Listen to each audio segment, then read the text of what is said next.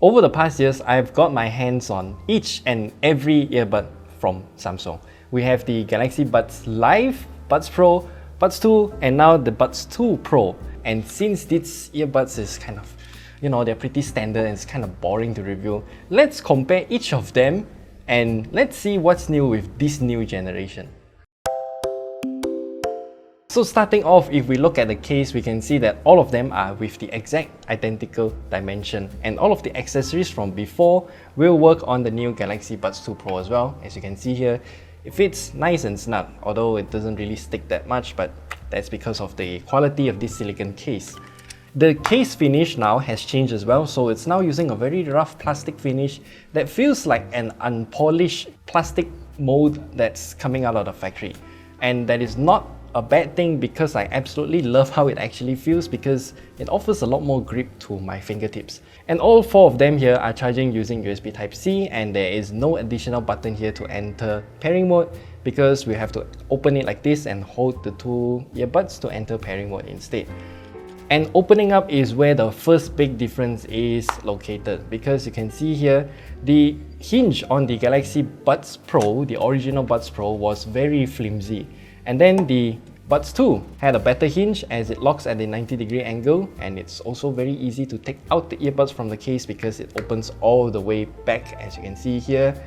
And now the hinge has improved even further on the Galaxy Buds 2 Pro. So as you can see here, when we open up, it locks to this angle real firmly, and it's kind of difficult to accidentally push it back in. Now the buds themselves also has changed. The shape, obviously, when I put them side by side here, you can see there's quite a lot of difference. And of course, the Buds 2 Pro's buds are also using this kind of rough plastic finish, just like the case itself, which is good, considering that the Buds 2 had a very slippery, glossy plastic finish. And this one always slipped out of my fingers, and this one I had always grip it onto my fingers real firmly, and it never slip out. So if we fully unbox the Galaxy Buds 2 Pro further, we can see that we get the same set of contents as before, but one big difference here is that it comes with a USB Type-C to Type-C cable instead of a Type-A to Type-C like every other generations before the Buds 2 Pro. And I am fully supportive of this movement to move everything to USB Type-C, and we'll also revisit this point later. The ear tips are also different this time around. So instead of having an oblong shaped ear tip like the Galaxy Buds Pro, it is now using a traditional rounded shape, and the mesh though, it's a bit more dense this time around, and it's also thinner and finer than before. But mine here has already been damaged because I pinched it way too hard when I tried to install the smaller ear tip into the Buds 2 Pro, and I ripped out the net a little bit. I can see that a lot of people will have this issue as well, so just beware when you're changing the ear tips of your Galaxy Buds 2 Pro. The software features are pretty much identical to the Galaxy Buds 2, so I'm just gonna briefly run you through here. What you need to keep note of is that I'm gonna use it in the normal EQ preset, and the other important features are stuff like test fit, because we can test if we're gonna get a good seal around our ear to prevent sound leakage so that we can get good ANC performance out of the Galaxy Buds 2 Pro. And speaking of that, ANC and ambient modes both work fine on the Galaxy Buds 2 Pro, and I personally prefer to turn it off because I just like it that way. There is still a gaming mode available here which lowers the latency of the earbuds, and I don't actually feel any difference. If I'm gonna use the super powered latency test app, then I can test it to be around 300 milliseconds with or without gaming mode. The 360-degree audio got an improvement as well, as it now feels a lot more natural and more realistic, and also more immersive into mimicking a more surround sound feeling. This is especially apparent since I like to listen to a lot of big band jazz and orchestral music, and turning on this feature literally made me feel like I'm sitting in the middle of a live orchestral band.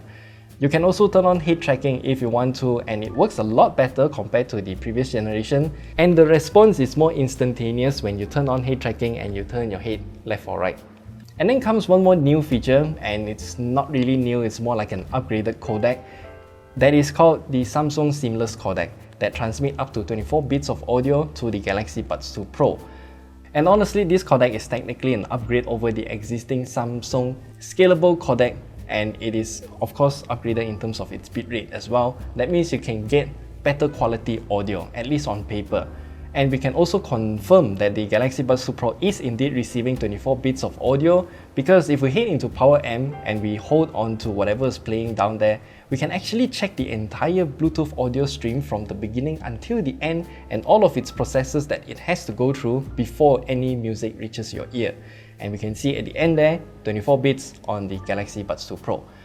While I do have quite a lot of 24-bit music actually, I'm just gonna use most of the music by 8-Bit Big Band because all of their music are in 24-bit FLAC format, and you can download it for free on their website as well, which I will also link it down in the description below so you can try it out for yourself. To tell you the truth, I'm not audiophile enough to be able to tell the difference between 24-bit and the high quality audio stream from Spotify. I can hear that the Spotify version is a bit more harsher in terms of some of the instruments, and that's the only difference that I can tell. And I am sure that many of you will go into the comment section below and tell me the benefits of 24-bit audio over the traditional 16-bit.